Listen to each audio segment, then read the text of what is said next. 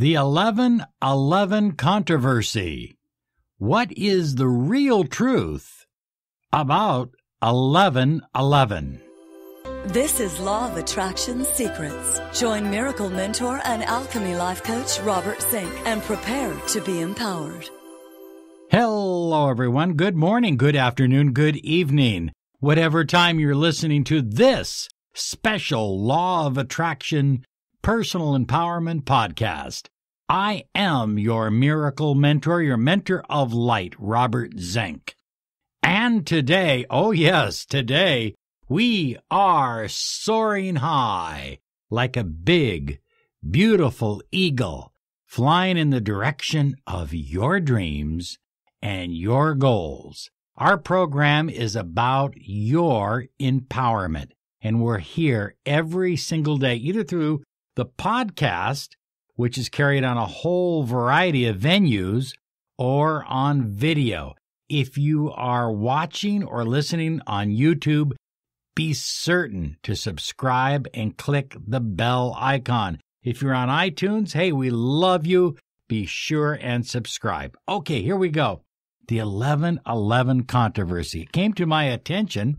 I'll read this letter that I received. Dear Mr. Zink, I hope you and your family are doing well. The reason I'm writing this email because I just watched a video from another YouTube guru.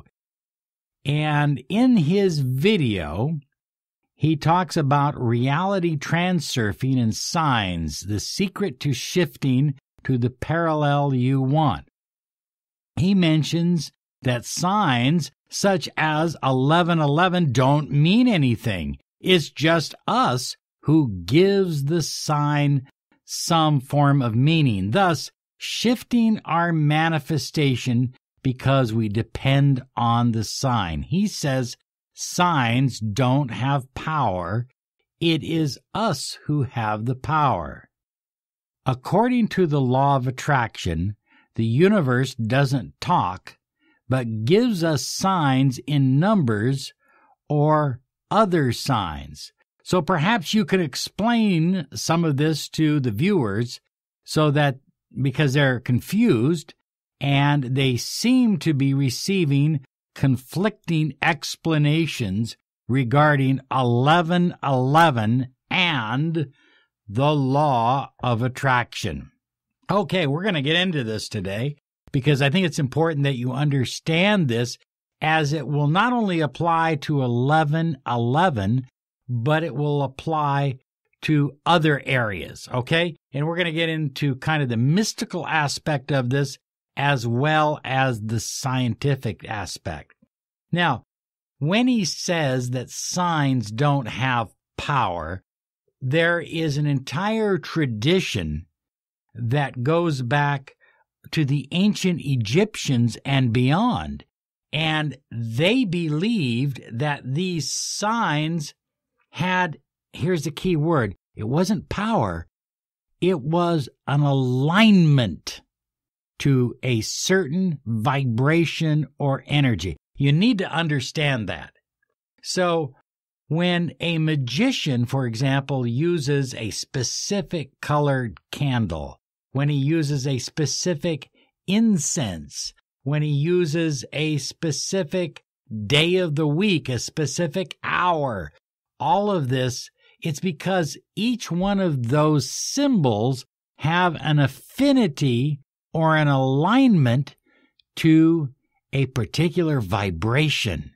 Okay? Stones, for example, have an alignment to a particular energy. They're not the power source.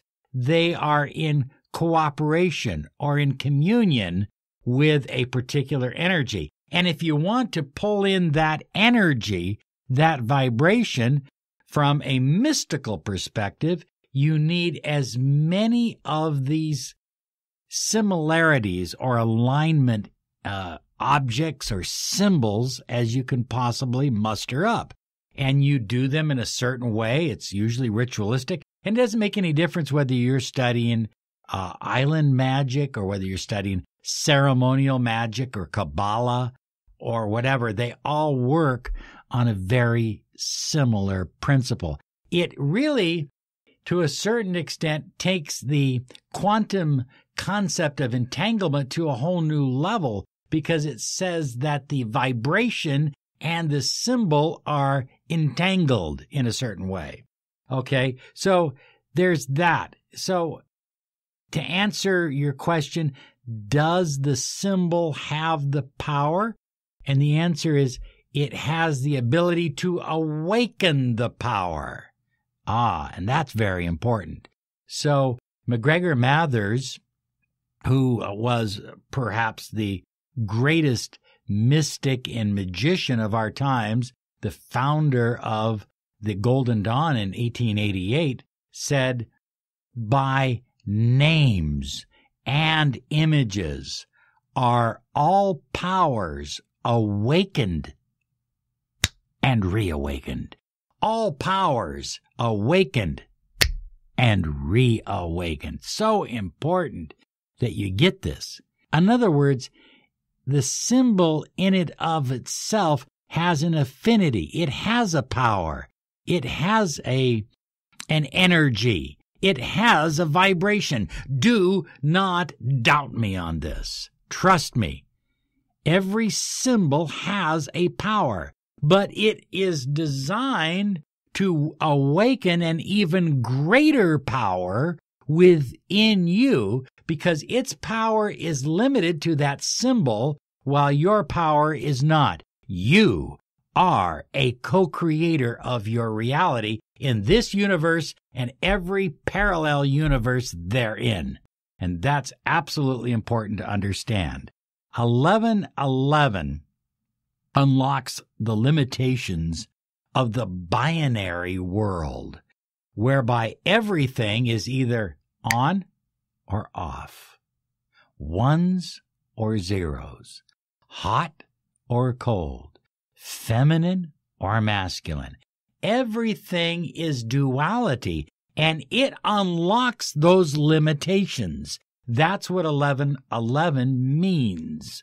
Everything is in a state of now in our universe.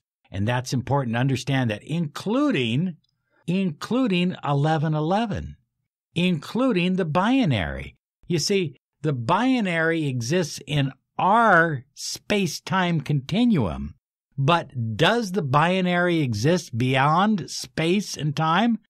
Well, I don't think so. I think we live in a proverbial state of flow and now. Where do we flow to? No one knows. Do we flow anywhere? No one knows. But this is a proverbial now.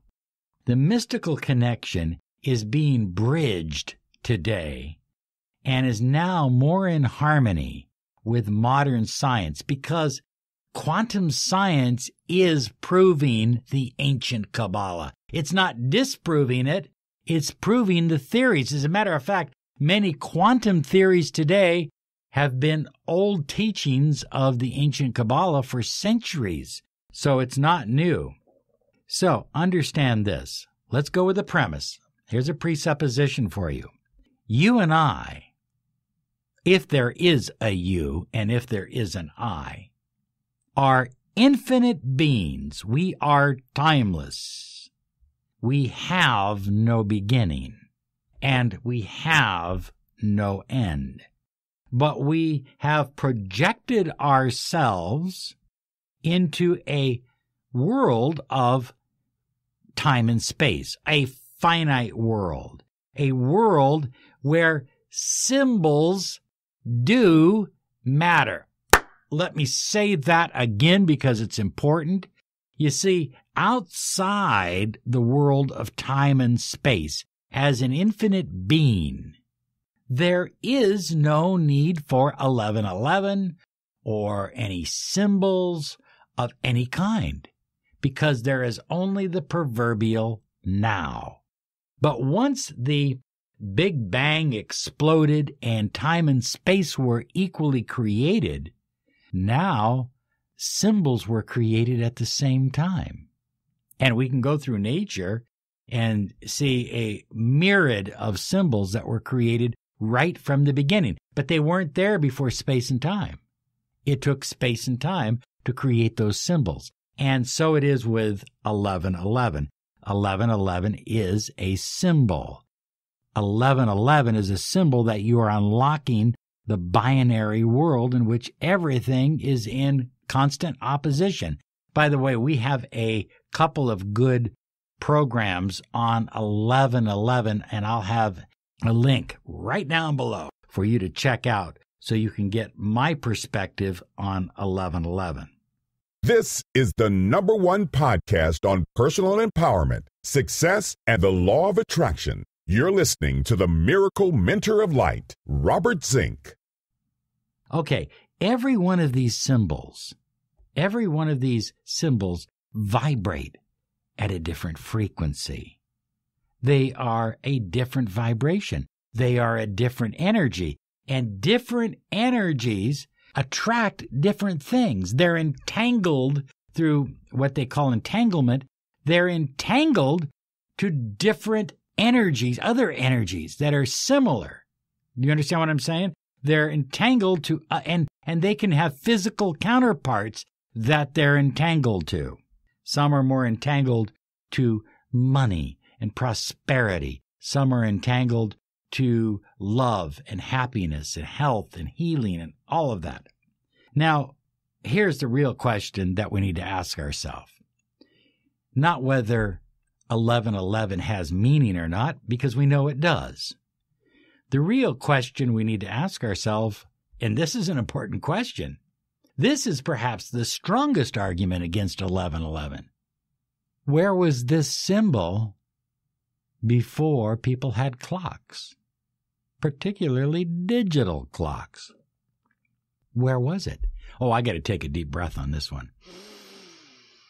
So the energy has always existed. The vibration has always existed. 1111 energy or vibration has always been present since time and space were created.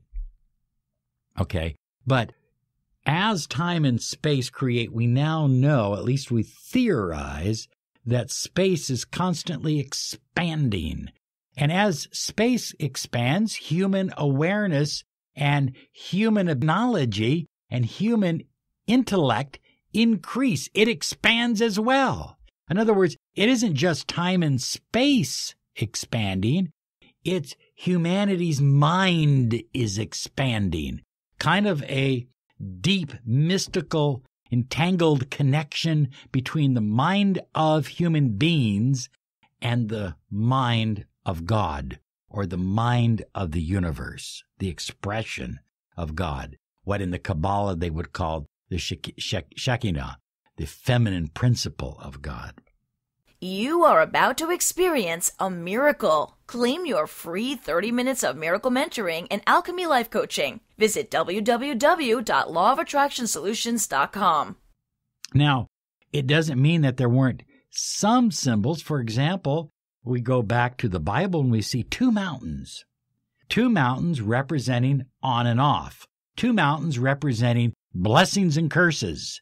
Okay, one was Mount Ebal. It had 11 curses. The other was Mount Gerizim, and it had 10 blessings.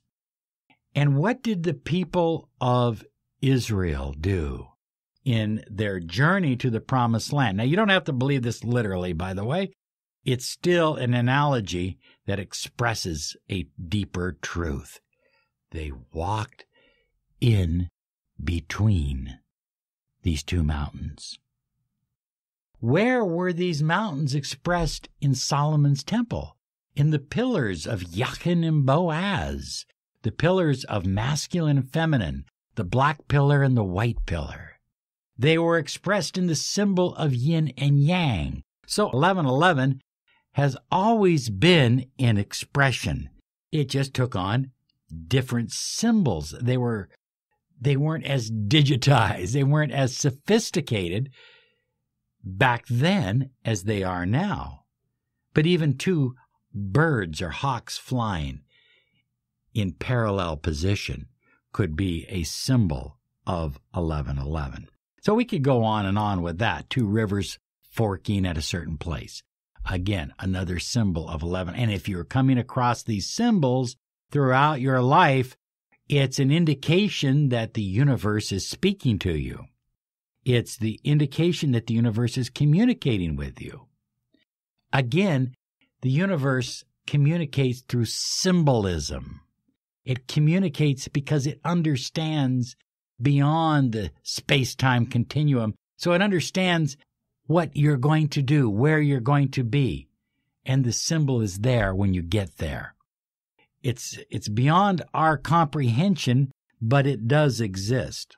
We are more susceptible to deeper communication today through symbolism because we have more ways of creating symbols or symbols expressing themselves. Okay?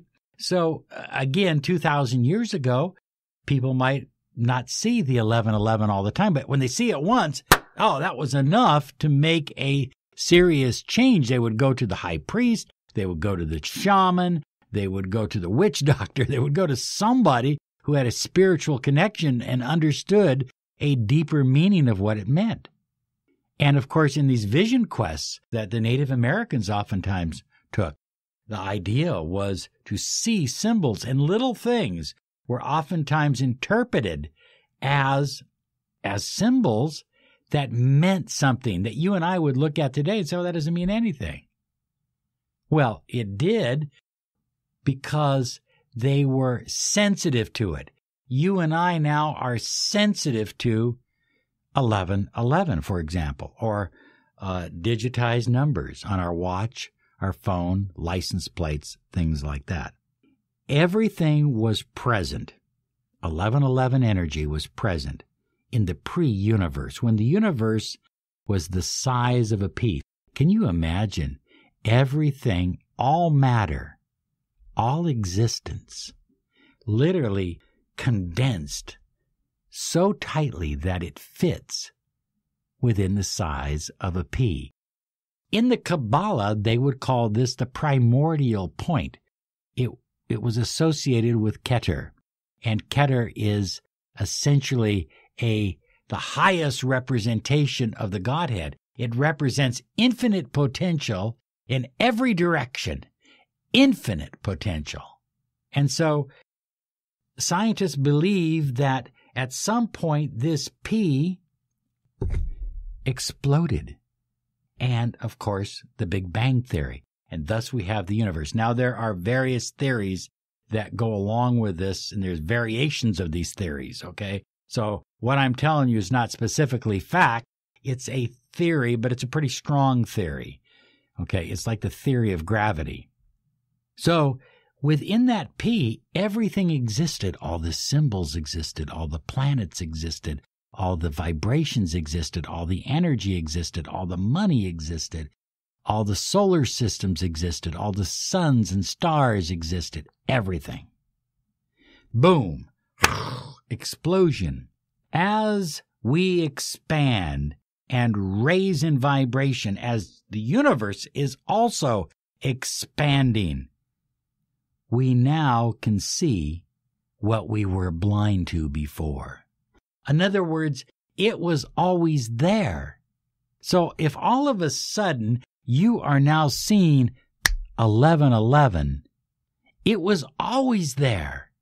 It always had that power. It always represented that vibration. The vibration always lived through the symbol of 1111. But you didn't connect to it. You didn't establish a connection. But as you, because most people that are going through spiritual awakening, as you awaken to higher vibration and higher levels of energy, and as you expand, like the universe, you now are aware of it. You now see it. And pretty soon, you'll be seeing it all the time. And again, this is your connection to the universe. This is a connection that the universe is speaking to you through mathematics, through symbols, through signs, through scents, through colors. everything is a symbol at some level, but 1111 is a particularly strong symbol. So when I think about this awareness, because for years I had a digital clock, never saw 1111. Never once. Are you kidding me? Didn't think about it. Never showed up. But in my own journey, as my spiritual awareness continued to expand and open up, then I started to see 1111. And it reminds me of this beautiful story from the Christian Bible, where this blind man who's begging for alms, and Jesus goes and gets some mud and puts it in his eyes and then tells him to go wash it out. As he's washing it out, he can see. He has sight, and he's excited.